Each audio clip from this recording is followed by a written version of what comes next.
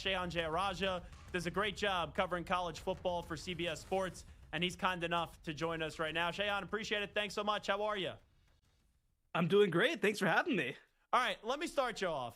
And I want to be positive this time of the year, but I can't be positive right now. And I know it's just an idea, but I read this idea from the Big Ten of 24, 28 teams potentially down the road in the college football playoff. Disclaimer, I didn't want to go to 12. I don't love going to 14 or 16, but I could live with 12 to 16 teams. If we ever get to 24 or 28 teams, what the heck are we doing to a sport that you love and I love? What are your thoughts on it? Yeah, I mean, I think it's ridiculous, frankly. Obviously there are other postseason structures that have a lot of participants, but I think the thing that makes it truly embarrassing is when you look at the auto bid situation. The proposed system has 7 auto bids for the SEC and the Big Ten, 5 for the Big 12 and the ACC. Like, I don't even understand the point of playing games in a season at that point. And I think it's a little overblown about how expanding the playoff at least to 12 impacts the season, because there are still a lot of really crucial games across the course of the season. And I love the way that it sort of impacted conference championship races. But when you start going to the top 7 teams in a 16-team league are making the playoff automatically, I think that's when you've truly jumped the shark. If you want to have a 24-28, I don't think that we should, but like, there's no real excuse for not having every single conference champion, for example, get in like we have at other levels. But this is just a joke to me. Yeah, and how much is even a 12 team necessary? I know people were satisfied with it last year, but in order for it to work, and there were complaints after, right, the first weekend, and then we had the seating structure change and all that, they needed every team last year to stub their toe and then some. Like, college football got a gift last year that Alabama lost all the games that they did, and right, that Georgia went down a few times because I don't know how great a 12-team playoff field would have been if they didn't have some teams lose 2-3 games in the regular season. Well, I think for me, the 12 team worked well. You know, there are a couple pieces of this, right, that were important. One, obviously, the conference championship piece. I think that was a huge deal. When I was covering the sport as a national writer, I think it added to it that I had to cover every single conference championship race in just a different type of way. I think that also when you look at the teams that made the field, like you're right, I mean, it was essentially all one-loss regular season teams outside of the SEC. Like, I think these were high-quality teams that made it. Now, look, did Indiana have the chance to win a national championship? Not necessarily, but I don't think that anybody can really argue that based on the season that they had, they didn't deserve to be there. And like you said, too, we got a gift in so many ways that that ultimately Alabama was left out, because I think a 9-3 team getting in over an 11-1 team from the ACC would have been kind of jumping the shark from the start. So I liked the 12 personally. Look, are there 12 teams that can win a national championship every year? Not necessarily, but there's some years where it's going to be 9. There's going to be some years where it's 5. Like, you can't necessarily just try to build a whole season on trying to project how many teams every single year are going to be there. I think that this system gave us the best of both worlds, of one, increasing inclusion to make sure that we represent our conference champions while still ensuring that no quality teams really got left out. Shehan Jeyarajah here with us. To no surprise, Julian Sayin was named today the starting quarterback at Ohio State. How do you think he's going to do with the roster coming off a national championship, and they are still loaded with the best player in the country in Jeremiah Smith catching the passes from him? Well, I mean, if you're a quarterback, I don't think that you want to be anywhere other than Ohio State right now with the way that they've recruited the wide receiver position. Obviously, Emeka Egbuka off to the NFL, but you replace him with Jeremiah Smith and Carnell Tate, maybe 2 of the best players in the entire country. Now, of course, they do have to rebuild a little bit on the offensive line, but they really like what they've got at those position groups. And, it's fascinating, right? Julian Sayin only ends up at Ohio State because Nick Saban retires, and he ultimately almost forces his way to Ohio State as a transfer and just tells Ryan Day, I'm showing up. Like I'm going to be a part of this program. But he is a really talented player. He at one point was ranked the highest ranked quarterback in his class. He still finished in the top 15 overall players. He's somebody who has a quick release, is very decisive with the football, and you love the fact that he spent all of last season learning behind Will Howard and preparing for his moment. So I think this is going to be seamless from an arm perspective. Unquestionably, I think that this is the best that they've probably had there since CJ Stroud. And yes, there'll be some growing pains because there always are, but I'm very excited about what he has a chance to do in 2025. And Julian Sayin has the better team. I think Bryce Underwood is the better quarterback, but it's going to be fascinating at the end of the year how we're talking about those two quarterbacks, because I expect Shehan Jeyarajah, who's here with us right now from CBS Sports, that Bryce Underwood is going to be named the starting quarterback at Michigan. 100%. And, it's fascinating to have that dynamic, right? Of two freshmen maybe starting the game against each other. One a redshirt freshman and one a true freshman, but two of the most talented players in the country. And it's funny, too. I mean, when you look at Julian Sayin, I mean, he is much more of a traditional pocket passing quarterback. He can move a little bit, but I think that with Bryce Underwood, you're looking at the type of athlete and player who has the ability to maybe take over and carry an offense in different types of ways, right? I mean, the comparisons are unfair to this point, but you start hearing the Vince Young type comparisons, just because of the way that he can run and his size and his strength as a kid who's not even 18 years old as yet. So I think he's going to be a huge addition to that offense. But like you said, Julian Sayin has a lot more to work with around him. Going off of the Michigan stuff when talking about Bryce Underwood on Friday, right? The hammer that Ohio State fans and Michigan State fans are telling me that was dropping that I never believed for a second came on down. Large fine, show cause for Stallions and Jim Harbaugh, Denard Robinson, an extra game suspension served next year for Sharon Moore. I think that this just shows that the NCAA, right? We think they have so much power, but they really don't. And also, personally, I thought the air was all let out of the balloon when Michigan beat Penn State, right? They went on to beat Ohio State, Alabama, and Washington. But what was your reaction to the hammer, right, that was dropped on Michigan on Friday? Well, I think it's really interesting because I had so many people, obviously Ohio State fans among them, Penn State fans, whoever, right, who were kind of like, well, why was my school saying punished like this in the past, and now this is being punished like this? And I think that in a lot of ways, this is the NCAA saying, hey, actually the way that we did things before probably wasn't a good way to do things. That maybe over tattoos, there shouldn't have been vacated wins and coaches fired. And so, you kind of take that from two directions. Now, I think that the other piece of this, too, is the NCAA is trying to figure out ways to punish the actual people involved without necessarily punishing the players that were not involved in all of this, right? Nobody on the 2025 roster had anything to do with the Connor Stallion situation, right? And so they, have, of course, suspended Sharon Moore, who was part of the investigation, an additional game. But this is, I think, going to be a shift, too, in the age of rev share and finances becoming front and center. Is the fine is substantial. No team had ever been fined more than $8 million. The fine at Michigan could go anywhere from $20 to $30 million, depending on how things ultimately shake out. And when you're talking about a $20 million payroll, that's a lot of money. Now, Michigan is Michigan. They can make $20 million appear in pretty much no time flat. But it's also a big deal, right? Like it is a shift in the way that the NCAA is going to enforce these things. And again, when you talk about player compensation no longer being under the purview of the NCAA, they're going to have a lot more focus on issues of competitive balance, issues of gambling, issues of cheating. That becomes their primary goal instead of a secondary thing along with everything else. When we get to Notre Dame, Shehan Jeyarajah, that's a quarterback situation. We don't know how it's going to play out yet. What's your guess as we're gearing up for the season to start? Who's going to be starting for the Fighting Irish? Yeah, it's fascinating, right? I mean, I think that it was almost a foregone conclusion, especially after Steve Angeli left, that CJ Carr was the guy waiting in the wings, and obviously great pedigree, borderline five-star guy, grandson of Lloyd Carr. Obviously, that means something as well. But Kenny Minchey has apparently been really impressive. He was not a highly recruited player coming out, but what he does give them is one, multiple years in the system, which CJ Carr only has the one. And he also gives him a lot more as a running quarterback. He is more of a true dual threat type player. CJ Carr is kind of a mobile pocket passer. He gives him a little bit more size. He gives him a little bit more strength. He gives him certainly some connection with the receivers because of his multiple years on campus.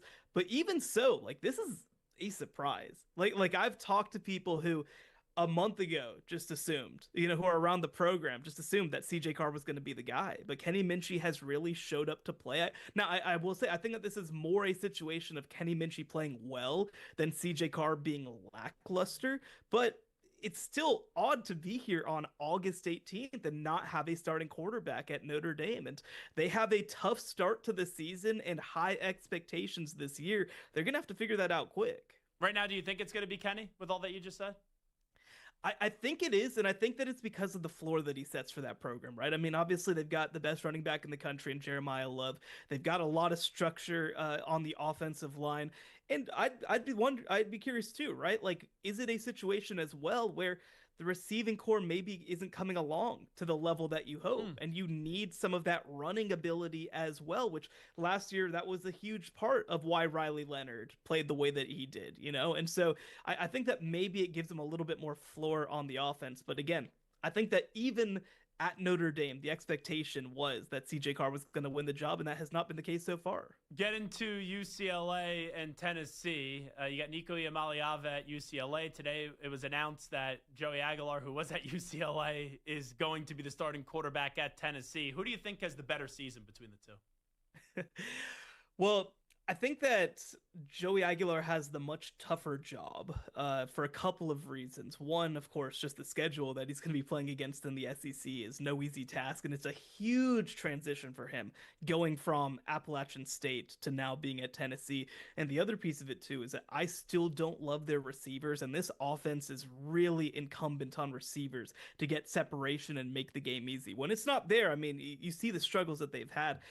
On the other side of things, I think that Nico Iamaleava is in a really good situation at UCLA. They've got talented running backs. They started to come along on defense in the second half of the year. I think that they've got better receivers, better structure, more help, frankly, around him. And what we've been hearing from UCLA camp is that they're really, really impressed with his professionalism and his attitude coming to work. Like, people kind of thought that maybe he'd be a little bit of a diva because of how everything went down at Tennessee. Apparently, that has not been the case to this point. So I think that Nico's going to have a chance to maybe change UCLA's season in a big way. I know a source told my colleague Brandon Marcello at UCLA that they feel like he could be worth 2 or 3 wins potentially this season because of the talent he brings to the table. So I'm going to go with Nico, but I think that both will have a lot of impact on their respective team seasons.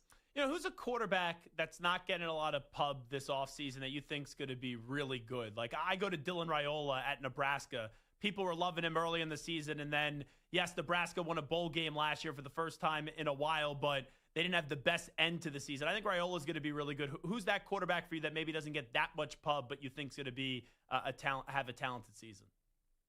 Yeah, there's a couple that come to mind really quick. I mean, another one in the Big Ten would be Fernando Mendoza at Indiana. I think talent-wise, he might even be an upgrade from Curtis Rourke, who was tremendous for Indiana last season before he hurt his hand. I'm really excited about what he does there. Down here in the Big 12, though, too, Sawyer Robertson at Baylor, I think is a player in the second half of the season who really came along at a high level. He was really the biggest factor in their 6-game winning streak to end Big 12 play. Sam Levitt's kind of considered the consensus QB1 in the Big 12 coming in. I think that Sawyer has a very legitimate chance to unseat him by the end of the year. And Baylor's one of those teams as well, like Indiana last year, that I think has the ability to maybe get into the playoff race if some things break right for them. You look at the Big 12, and I'm sure I'll leave some schools out, but what you just said about Sam Levitt, then you have Sawyer Robertson, then you have Avery Johnson at Kansas State, Rocco Beck, who some people believe could be an end first-round pick at Iowa State. A lot of people go, oh, Arizona State won it last year, so they'll win it this year. I'm so fascinated to see who's going to win the Big 12 this year. Well, and this is the most fascinating quarterback conference, I think, in the country because 11 starters returning, and that doesn't include guys like Caden Salter and Devin Dampier transferring in. I think this is going to be the best quarterback league in the country. You know, obviously, you can even get into guys like Josh Hoover, Baron Morton. People believe with some extra structure could potentially give them some help. Like, this is a really, really good league. And I think that last year, you know, it was the year of the running back in the Big 12. That doesn't necessarily get the same kind of pub as when you have legitimate first round guys at quarterback. But I think with Levitt, with Robertson, with Hoover, with Becht, like there are some serious guys who I think could be breakout candidates in 2025 and maybe even get into the All-America conversation. Now, when we get to Clemson and when we get to Penn State, similar but kind of different because Dabo's won the 2 national championships. James Franklin's never won a national championship or even a college football playoff game. But the last few years, I've looked at both those teams as really good teams, but teams that can't win a national championship. This year, I think Clemson can win a national championship, and I think Penn State can win a national championship. Who do you trust more? Well, trust more. I mean, you gotta go with the guy who's done it twice, right? Like the guy who I think has built some of the best rosters of the 21st century. And when I look at Dabo Swinney and I look at Clemson, I mean, I do feel like this is Clemson again. When you go back 2 or 3 years, I mean, you're talking about struggles on the defensive line. You're talking about struggles at wide receiver. I think that wide receiver position has really been a harbinger of some of their struggles over the past couple of years. Well, I think that now it's the reason that they're going to have a chance to have some success in 2025. They have loaded up at that position. Now, I mean, roster-wise, I think there's a really good case that James Franklin has built the best roster in the country this year at Penn State. I mean, when you talk about the guys that they've brought back and the guys they've developed, I mean, they had 2 guys under All-America consideration on the offensive line. They have one of the best defensive linemen in the country in Dennis Sutton, 2 running backs that could be in the NFL right now, and Nick Singleton and Katron Allen, of course, Drew Aller at quarterback. Like, this is a really, really good team. And you look back at the last 2 years, the last 2 titles were won by Big Ten teams who retained guys who were supposed to go to the NFL. Penn State is that team this year, but you know, you hate to just kind of sit back and say, well, do it. But, like, that's kind of where we're at with James Franklin. Yeah, and Drew Aller as well. Wrap it up with Shehan Jeyarajah from CBS Sports.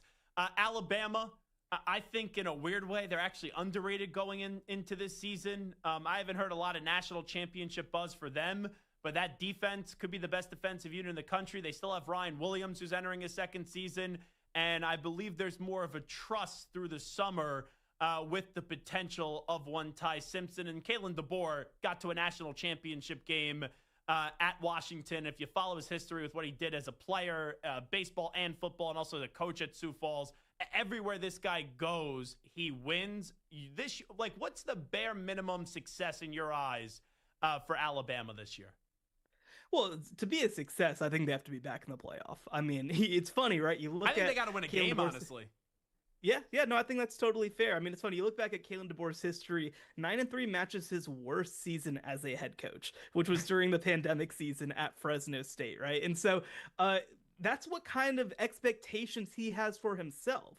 I do think that, you know, Jalen Milroe is such a talent, but he also was a curse in some ways too. Just there was no middle ground. Like exactly. Sometimes you're a starting pitcher in baseball. Like, I know that he was so elite, but Jacob deGrom, when he didn't have his stuff, he still found a way to pitch where he wouldn't bottom out. For Milroe, it was either you're walking out of the casino with $5,000 and it's a great night, or you're walking out down $5,000. There was never like, oh, I just broke even. 100%. And I think that Ty Simpson's going to let them live in that intermediate in a different kind of way than Jalen Milroe was able to. You know, you talk about the structure. Ryan Williams is one of the best receivers in the country. I think Jeremy Bernard is one of the more underrated receivers in the SEC. They've got a phenomenal offensive line. The one complication right now is the injury to Jam Miller, which just happened this week at running back. But I mean, when you look at the amount of pieces they have everywhere and a second year in the system, I mean, you look back at history of the great coaches, right? Of Nick Saban, of Kirby Smart, all these coaches, very few of them do it in year one. Most of them have an adjustment period where they have to figure some things out. I think that Kalen DeBoer might have that as well, and I would not be surprised whatsoever to see them in the SEC title game, and I'd be pretty disappointed if they weren't in the playoff with a chance to at least win a game. Two more with Shehan Jeyarajah. Does a great job, CBS Sports, covering college football. I can't believe we spent 20 minutes talking college football, and we have not mentioned Texas. We have not mentioned Arch Manning. We have not mentioned Steve Sarkisian. At the end of the year, how are we talking about that program? They're fascinating because we know what they have, right? I mean, they've got one of the best young quarterbacks in the country. I actually think defensively is where people don't give them enough credit. When you talk about their run to back-to-back national semifinals, it's been on the back of their defense with just enough offense. Now, offensively, I do have some questions. I mean, they have a very young receiving core. They're replacing both NFL tackles, including Kelvin Banks, who's been a mainstay for them. And while I do expect big things from Arch Manning, he is a first-year starting quarterback, and I expect some mistakes. So I think they'll be back in the SEC title game. I don't know if I'm all the way ready to put them in the national championship game as yet. All right, let me get to Ed Orgeron. We all know the job that he did a few years ago, win a national championship. He goes on Part of My Take, and he wants back in what's going to be a 4-year absence from him with the sport. Do you think a Power 4 school would hire him, or is this more, okay, Dan Mullen to UNLV type of feel? Because if I had to look at the Power 4 schools, the first one that came to mind is if Hugh Freeze has a bad year this season at Auburn, maybe they say, all right, we'll go throw the bag at Ed Orgeron. Well, I'm never going to discount anything that Auburn might do because you just have no idea. But it's been kind of funny these past couple of days. You have the John Gruden thing. You have the Jimbo Fisher thing. Now Ed Orgeron's trying to get his name back in the conversation. Like, I don't know who's calculating some of this stuff, but clearly somebody is behind this.